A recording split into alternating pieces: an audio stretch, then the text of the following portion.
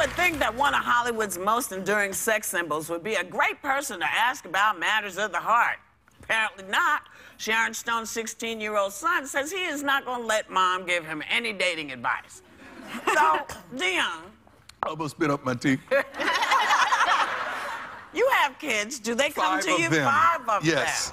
Woo! All in marriage, all right? All in marriage. Yeah. I'm still moving over. You too fertile. Fertile for me. I'm Billy Blanks now, though. Oh, okay. So, so do they come to you for advice? No. They don't. When I divorced both of their mothers, I know you're going to come to me for advice. They don't come to me for advice in relationships. No. Right. They come to me on wisdom and advice for life. How about sports? Oh, of course. That's a no-brainer. Where do you go without... But what's the breakdown, boys, girls? 2 girls, the bookends. My daughter's 26, my baby girl's 13, and all the boys in the middle. You said there was a chance the little one would ask you for advice. Yeah, my daughter. But no one's going to date her till she's 30. Nice try. Nice try. I'll try my best. Well, that's kind of wild. Right. So moving on. Because I know boys. I know boys. You know boys. But now, did any of you go to your parents for advice? No, none of us did. So why I are we wouldn't want to surprised? see what they picked out for me. Also, I think parents sometimes advise, that it's well-intentioned, but they advise looking for different things. Like, I remember dating a guy that my mom really liked. It didn't matter to her that we didn't have any physical chemistry. She saw him as stable, and they look for different things, and they don't factor in necessarily what you're looking for. They and don't like sometimes, to think about the physical And sometimes stuff. they're looking at stuff that maybe, like my mom and I have very different taste in people, and in friends and everything. We're very different people. Sometimes she'll look for what she thinks would be best for her, and hence best for me. And and then don't complain to them, because if you complain to your mom, they don't forget. So if you tell a story, you got to watch with the parents. Well, when I met my first husband, I met him in college, my aunt, basically, we're Italian, so everyone's short. He was tall. They liked that. And that was like a primary reason that they liked him, was that he was tall. Right. So I don't think that that's enough of a reason to marry someone, do you? I don't think my parents even really... Sometimes I still wonder at this age if they really get me. You know, like, I think my friends could set me up better than my parents could. Yeah. I don't... My mother just said, okay. And I said, you don't have anything? She said, look, not my problem. I love it. My mother didn't like love it. anybody.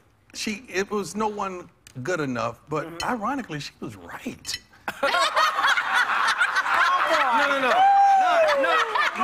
Not good enough that she was right. She was right by both marriages. Yes. She was right about that. Yeah. Like, she felt Clean like that up. I have to. Came out wrong. Yeah. Thank God we have time to let She didn't like the characteristics of both of my ex-wives. Oh, she didn't like that. No, she didn't. That's Would what you she let said. her... Would you get married again, and would you let Yes, I her would pick get that married. person out? Yes, Well, did you learn anything from the previous divorces? Yes. What did you learn? Like, give me something. Well, I learned. What'd you learn? I got a good lawyer. Okay. That's the first lesson. That's the first but lesson. no, I understand that you got to choose where you're headed, not where you are. Because if you choose where you are, you're going to surpass that place and that spot.